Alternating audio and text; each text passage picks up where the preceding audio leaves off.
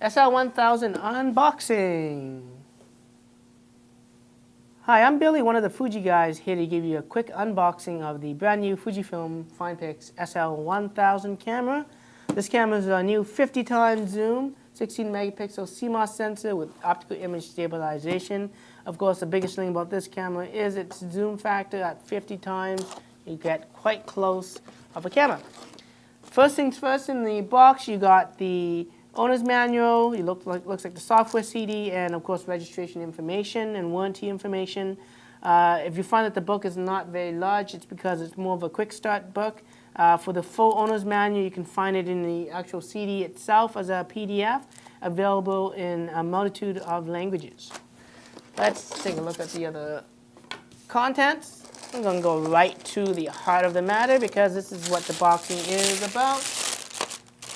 Take out the void sticker there and put the bag aside, and you got basically the brand new SL1000 camera. It has a nice rubberized texture all around. That's a pop-up flash right there. You got your side zoom control, which has 3 different speeds. So when you're doing videos, you can actually make it very smooth and slow. You got also the extra zoom control on the top.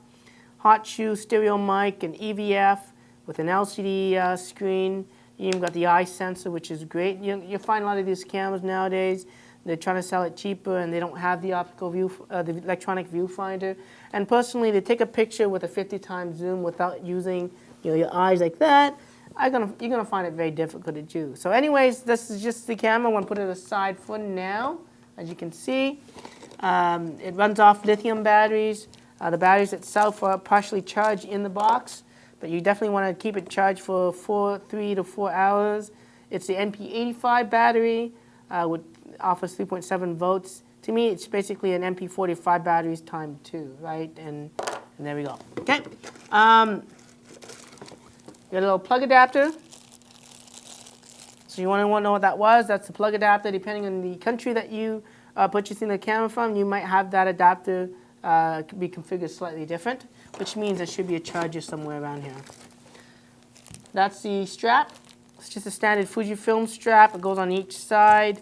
It has a rubberized texture on the back of it, which is nice and smooth.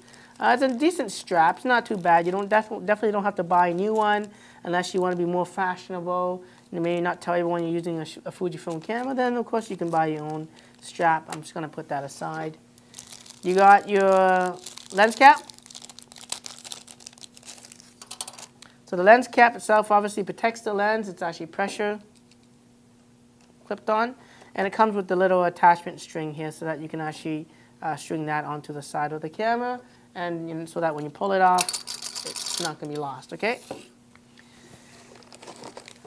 USB cables. The USB cables are pretty standard. Well, these are not the typical standard USB cables. As you can see right there, it's more of a customized USB. But again, it's included for downloading. Of course, I always recommend you use a card reader instead to download images. And of course, I'm going to eventually get to the actual charger itself. So let's just pull it out of its package and take a look at it. So it's a dual voltage charger from Fujifilm. It is, let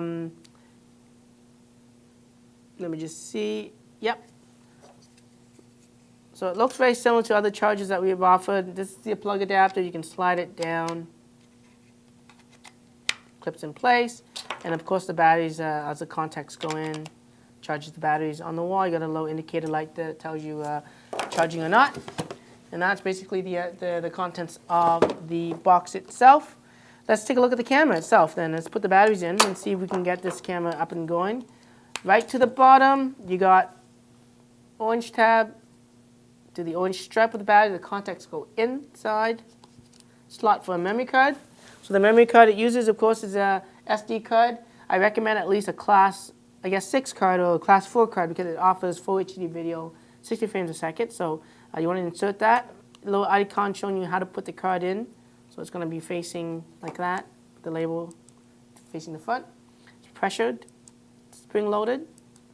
Battery, same thing. Pop in, pop out. Close it up. Let's turn on the camera. On and off switch right there. You're going to have to hold it for a few seconds. If it's your very first time, You can have a language option selection. You can use the rotating command dial. You can actually push down and up on it. It has a lot of languages I can't even pronounce here or even know. There's some funny characters on this as well.